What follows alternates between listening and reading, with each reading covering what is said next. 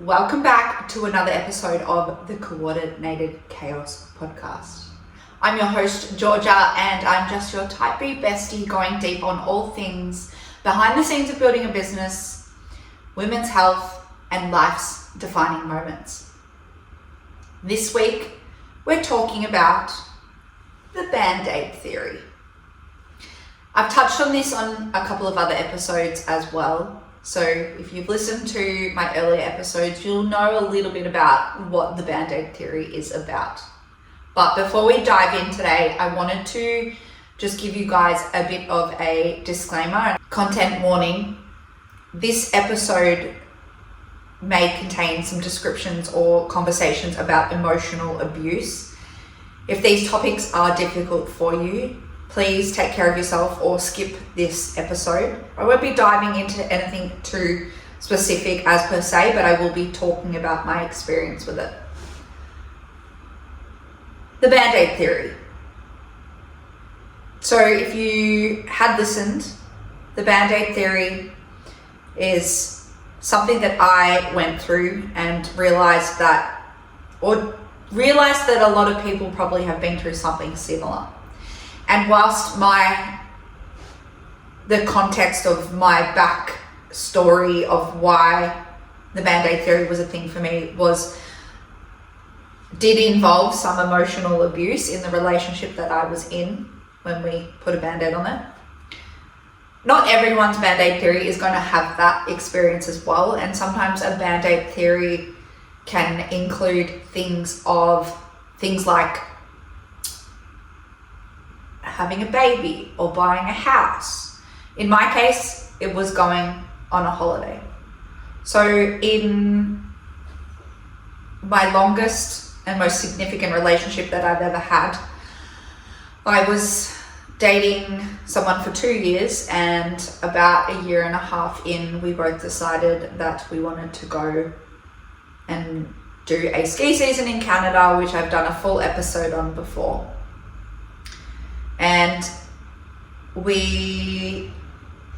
I guess what I feel is like the trip was actually my thing, and it was something that I really wanted to do.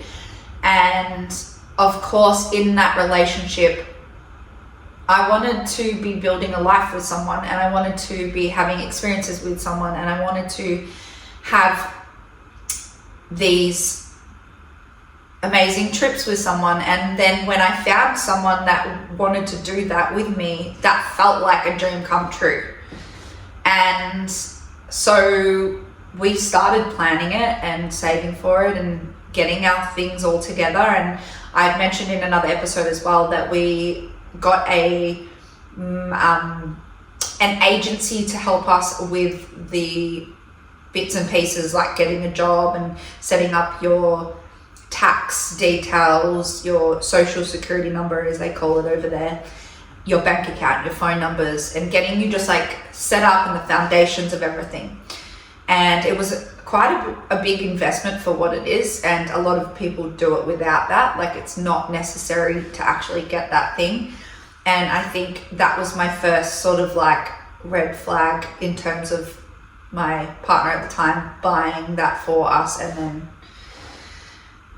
us paying that off and doing all the things. But the actual red flags that caused this trip to be a Band-Aid were actually a lot more serious than that, I guess, and that's where the emotional abuse comes in.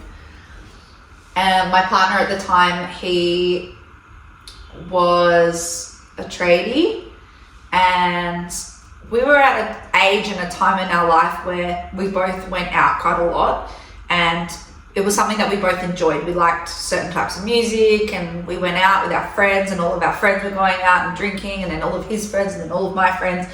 And it was just what you did in those days. We spent a lot of time going out or going to parties or going to house parties, and there was always something on every single weekend. And I started noticing that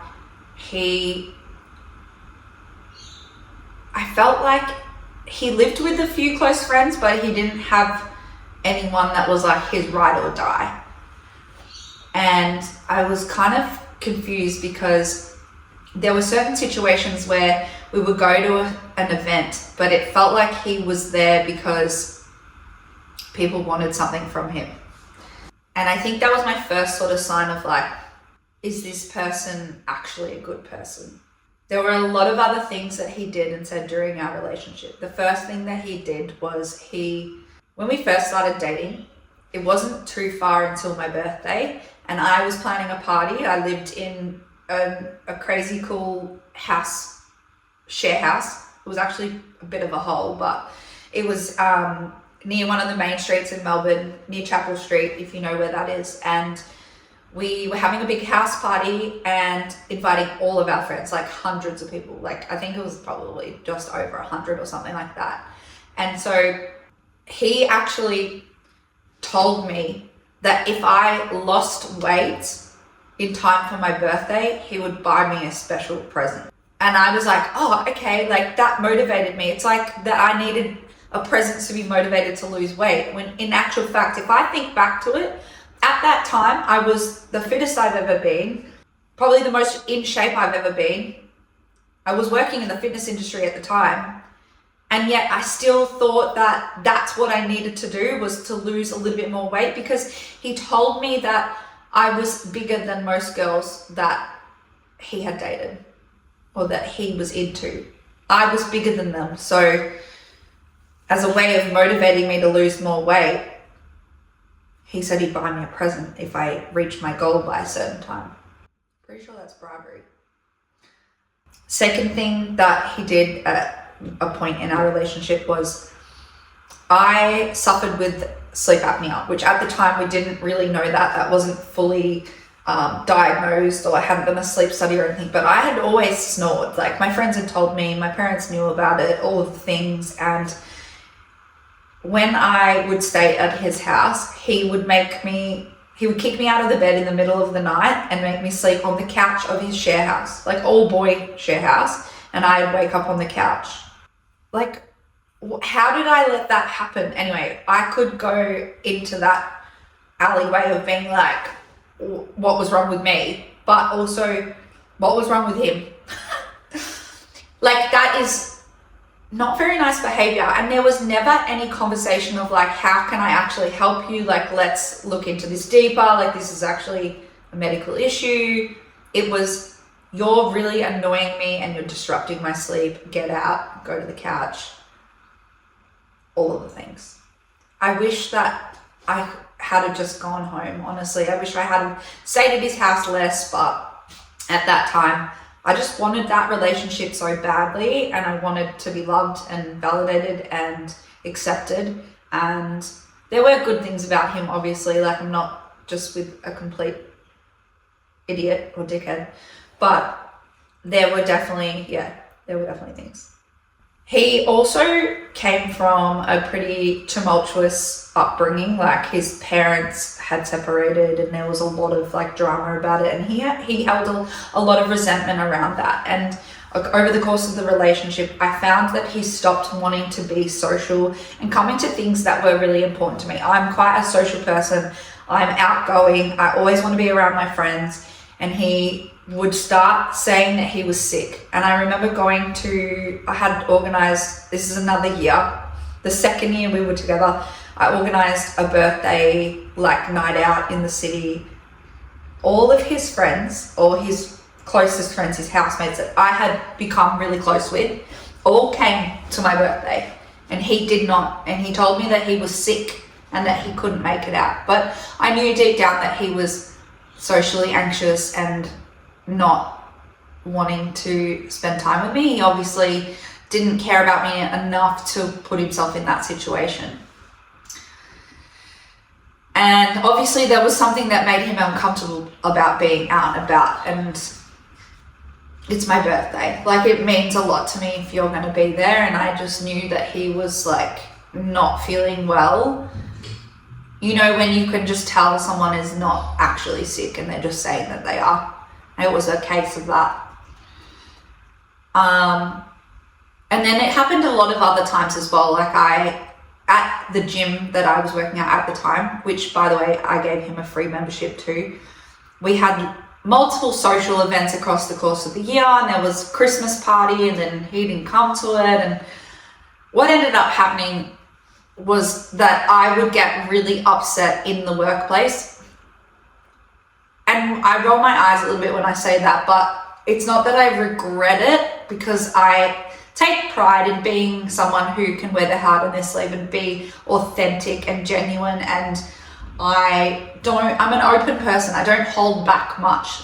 But at that time, I also started to cop flack. I started to cop flack from the workplace or my management or the higher up. I was the studio manager at the time, so it probably wasn't a good look that I was coming to work hungover, tired, and emotional. But every time I was emotional, it was because of something he had done or something he had said, or he was just being a dick. Honestly, he just was such a dick and a horrible person. But I just, by that point, it had already been like more than a year, close to 2 years, and I did love him and I cared for him, and I could see that he had had a troubled upbringing and he had work to do. And so I wanted to support him in doing that, but he would always refuse. He just was the kind of guy that would be like, I'm just going to suck it up and move on with it. And I think that is very common with males. Obviously, they don't tend to be very emotional. They tend to maybe be a bit more angry rather than them being vulnerable. Like, vulnerability is really hard for men. It's really hard for us. Like, look at me sitting here talking about this stuff, and this isn't easy, guys. Like, I literally, today in particular, I have procrastinated filming this, and I was just like, I just have to get it done. I usually film on Thursdays. It's now Friday afternoon. It's nearly 5 p.m. But I know that by sharing these stories, not only is it somewhat healing for me, but it also is going to be relatable. And I know that there are people out there that are listening to what I have to say that will gain something from this. And even if it is one person, 2 people, that is a lot. That means a lot to me. And I want to make that impact. I want to make people feel like the shit that we go through in our lives, we all go through it. You're not alone in your journey. And so the Bandaid theory is when you know you're in a situation, in a relationship, in a friendship, in a workplace, but you do take a certain action that is likened to a Bandaid to cover it up and fix it. It's that thing that you have so much hope and you can see the potential in the situation or the person, that you believe that this Band-Aid will help heal the wound, right? And so I guess the lessons that I learned from the Band-Aid was that sometimes you actually need stitches. Maybe it's a bigger deal than that. Or maybe that wound is only going to heal naturally when the Band-Aid is not on it. And I think that's what the case was with my relationship, was that we needed to break up. And whilst I was holding on for dear life planning this Canadian trip with my partner, and I was like, this is what we need. We just need to get out of Melbourne. We need to travel and be together. The reality is, if we had have gone on that trip together, shit would have blown up 10,000 times worse, and I would be 10,000 more times damaged, because I went all the way overseas with this man who could not be the man that I needed. It could not create safety for me, let alone create safety for himself in his emotional state. And I still, not really, actually. I'm gonna say it. I still feel sorry for him. And I hope genuinely from the bottom of my heart that he has been able to heal some of his issues and the way that he showed up as a human. He was not a secure human. And I hope that he has been able to find some peace and security in what he has gone on to do. We do not talk. We have not spoken since we ended the relationship. He never ended up going to Canada. I don't think I mentioned that in the last one. He never ended up going to Canada despite him telling me that I couldn't go to Whistler because he was going to Whistler because his friend was in Whistler. And that is how I chose Fernie, because I had to choose a different option. And interestingly enough as well, I feel like I did speak about this too, but that Canadian trip did, when I got back from it, back to Melbourne, it did feel like I was running away. And that in itself is also a Band-Aid. It's like, I think that this experience is something that I always wanted to do. It was a bucket list thing. I wanted to do that ski season, but also at the same time, how do we sometimes sit in the discomfort of where we are, in the discomfort of a breakup, in the discomfort of leaving a job, in the discomfort of taking risks and doing things that are really scary and might change the trajectory of your life, and actually process it? Like, how do we do that? And genuinely, the answer is just sitting in it and actioning it. It's not finding something to fill that void. When I'm stressed, and this is another conversation that we'll talk about another time, but when I'm stressed or I'm tired or I am sad or I'm lonely, I often turn to food.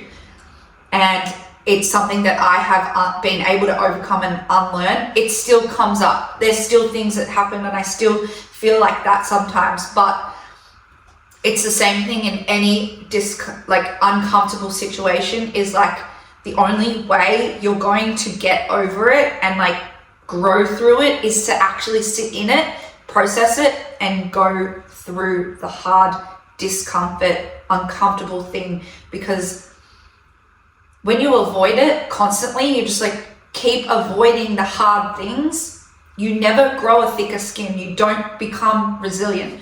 You don't get stronger by avoiding the thing and going around it rather than through it. So if you have either had a situation with the Band-Aid theory, I'd love to hear about it and what it is. And if you have like a similar situation or you're going through something right now, my DMs are always open for a chat to discuss it and talk about how we can actually process these things. I'm also going to put a few resources in the show notes if you are experiencing emotional or domestic abuse. There are resources that you can lean on in Australia, especially. You don't deserve it.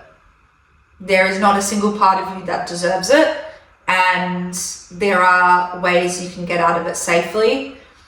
And honestly, I think that anyone that is projecting negativity in any shape, form, way, whether it is as serious as domestic, emotional, financial, sexual abuse, physical abuse, they have something that is not quite right within them that is causing them to do this. They are so unhappy within themselves, and that is why they have to do this to make them feel better. And that is not right and not okay, but it should give you some solace at least to know that you're not doing anything wrong and you deserve better, and there are people out there that care about you. So please ask for help and seek out professional help. Speak to the right resources. I'm going to put them in the show notes, and you're going to get through it. That is all for today's episode.